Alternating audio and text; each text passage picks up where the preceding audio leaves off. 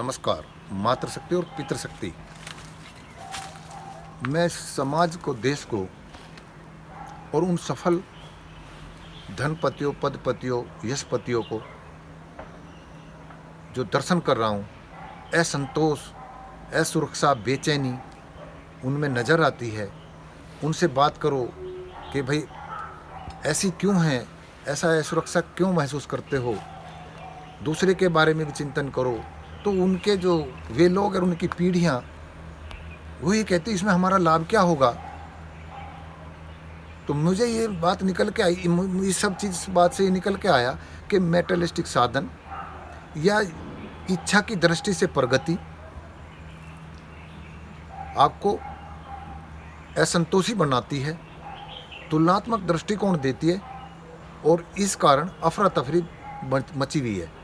और मैं इसको बार बार मैं बोलता हूँ कि मैं खुद के अनुभव पर ज़्यादा और विचार करता हूँ। मैंने कहाँ परेशानी उठाई, क्या कारण रहा होगा, या उन परेशानी या कम साधनों में भी हम प्रसन्न क्यों हैं, असंतोष क्यों नहीं है।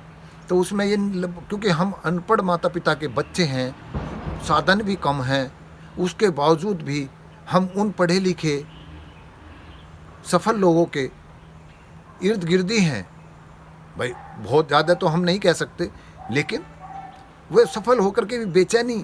तो इसमें मुझे लगता है कि परिवार का सामंजस्य, अपनी वास्तविक स्थिति में रह करके उसको समझ लेना, यानी कि अपने आप का अध्ययन करते हुए अपने नैसर्गिक गुणों के माध्यम से हम जो अपने जीवन को चलाने का प्रयास करते हैं तो वो हमें असंतोषी नहीं बनने देता।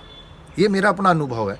बहुत संकट आए हैं, परिवार ने कभी हम आपस में, ये मेरे परिवार का गुण मानिए कि हम बहन भाई माता पिता, हम बहुत सब कुछ अपना खोने के बावजूद भी हमारे अंदर आरोप प्रत्यारोप, असंतोष का भाव नहीं आया।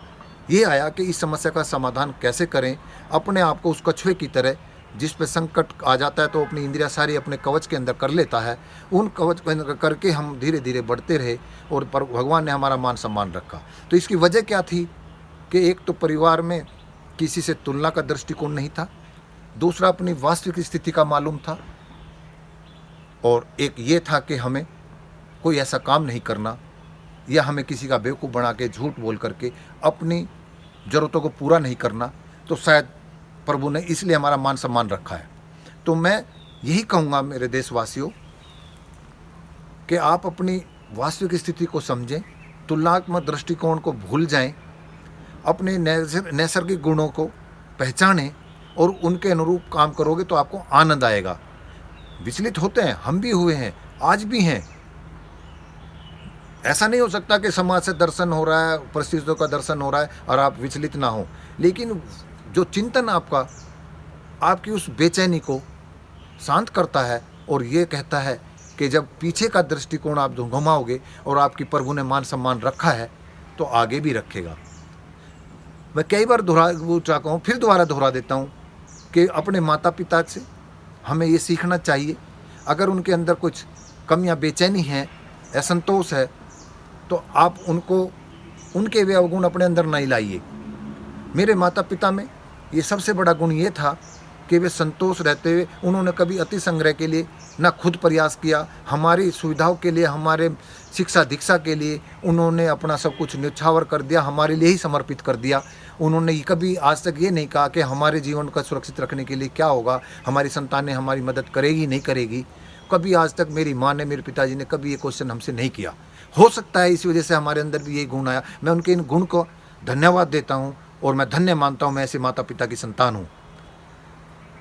ऐसे आप भी, अगर आपके माता पिता असंतोषी हैं, किसी का बेवकूफ़ बना करके आप उस घर में साधन ला रहे हैं और आप महसूस करते हैं वे गर्वित होते हैं, तो आप उनको टोकिए, क्योंकि आपको उन्होंने शिक्षित किया है, दीक्षित किया है। तो शिक्षा दीक्षा अगर दे रहे हैं, आपको अच्छी जगह रख रहे हैं, तो आप उसके अच्छे परिणाम बताइए। और ये मत कहिए कि माता पिता हमारे हैं, हम इनके कारण हम पढ़ रहे हैं। उनके अवगुणों को, उनको टोके भी और अपने अंदर मत लाइए। मैं समझता हूँ कि अगर आप ऐसा दृष्टिकोण रखेंगे तो ये बेचैनी नहीं रहेगी, सद्भाव, समग्र विकास, सबके विकास में ही सहयोगी बनिए। मुझे मेरे पिताजी का जीवन इतना सरल है आज भी कि उन्होंने कभी ना तो तनाव लिया इस बात का कि क्या होगा, कैसे होगा।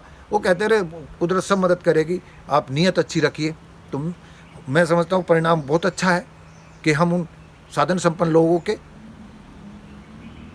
साथ में समझो कि कुछ लोग तो मेरे आसपास, मेरे रिलेटिव भी साधन होने के बाद भी, सब कुछ होने के बावजूद भी वो इतने अच्छा परफॉर्म उनकी संतानें नहीं कर पाई हैं, उनका मान सम्मान ही घटाया है। हमने अपने अनपढ़ माता पिता की एक नियत जैसे शब्द को स्वीकार करके मान सम्मान अभी तक तो बढ़ा है। ऐसे में प्रभु को रोज़ धन्यवाद देता हूँ, हे प्रभु हमारी ऐसी समझ ही रखना जो कि हमारा मान सम्मान बना रहे। मैं अभी आप लोगों से यही कह रहा हूँ, युवाओं से कहता हूँ और उन माता पिता से कहता हूँ जो असंतोषी हैं, बेचैन हैं, असुरक्षित महसूस करते हैं, कि आप विश्वास करिए अपनी संतान पर, उनको जिम्मेदारी देने का भाव रखिए, उनको भी जिम्मेदार बनाइए, उनको ये ऐसे सुरक्षा कवच में मत रखिए कि हम आपको, उनको ये भी नहीं लगना चाहिए कि हमारे माँ बाप कर रहे हैं और वो हमारे लिए सुरक्षित कर रहे हैं और वो आपको ताने भी देंगे, आपका उपकार निरादर भी कर रहे होंगे, आप उसके बावजूद भी उनके लिए कर रहे हैं। तो आप ये पहचानिए कि आपके इर्द गिर्द जो योग्य हैं, रिश्तेदारी में, पड़ोसियों में, मित्र मंडली में, उनको भी सहयोगी बनेंगे तो आपकी आने वाली पीढ़ी भी त्यागी, तपस्वी, परोपकारी, परमार्थ और पुरुषार्थ ये भाव भरने का प्रयास करें।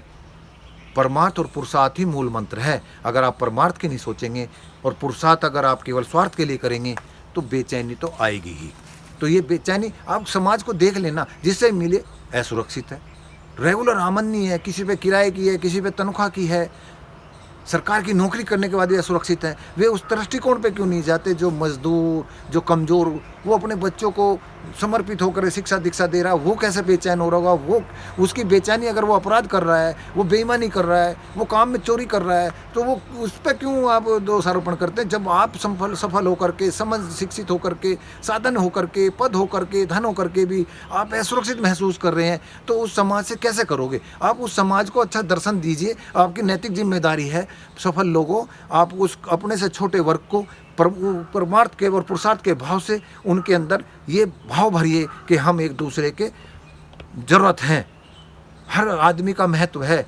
उनको न तिरस्कृत करिए, उनकी आने वाली संतानों को अच्छा भाव पढ़ने का प्रयास करिए, अपने भी और उनके भी। इन्हीं शब्दों के साथ मेरे भाव को समझना प्रयास करना। ये बेचैनी तभी समाप्त होगी, प्रसन्नता तभी मिलेगी जब परमार्थ और पुरुषार्थ करोगे, नहीं तो ये बेचैनी कितना ही प्राप्त कर लेना होती रहेगी।